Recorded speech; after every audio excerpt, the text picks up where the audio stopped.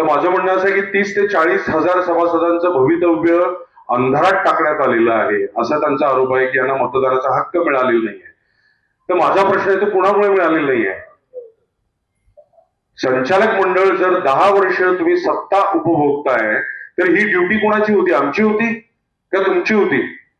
10 वर्ष तुम्ही सत्तेमध्ये असताना तरी सुद्धा 40,000, 50,000, 60,000 सगळ्यांचे आकडे वेगळे वेगळे आहेत, जे काय असतील ते त्या आकड्यांवरती नुसतं तुम्ही जर खेळत राहिला तर त्याचा काही उपयोग नाही. ही ड्युटी तुमची होती. तुम्ही 2018 नंतर संचालक मंडळाची एकही मिटिंग घेतली नाही. त्या मिटिंग मध्ये कुठल्याही सभासदाचं सँक्शन केलं गेलं नाही. तसंच 10 वर्षामध्ये फक्त 2 एजीएम घेतल्या गेलेल्या आहेत.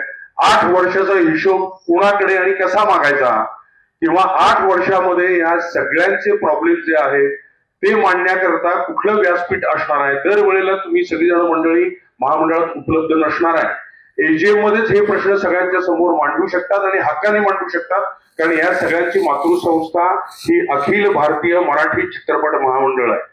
तर त्याच्यासाठी प्लीज गैरसमज जे काय पसरवले जात आहेत त्याच्याकडे दुर्लक्ष करा.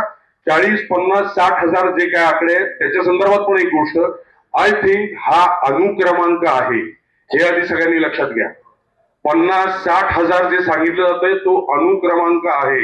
कारण जेव्हा महामंडळ चालू झालं तेव्हापासून बाजी पेंढारकर असतील, गदी मांडुरकर असतील, त्यांच्यापासूनचा अनुक्रमांक चालत चालत आलेला आहे. तो आता 50, 55, 60 पर्यंत पोहोचलेला आहे.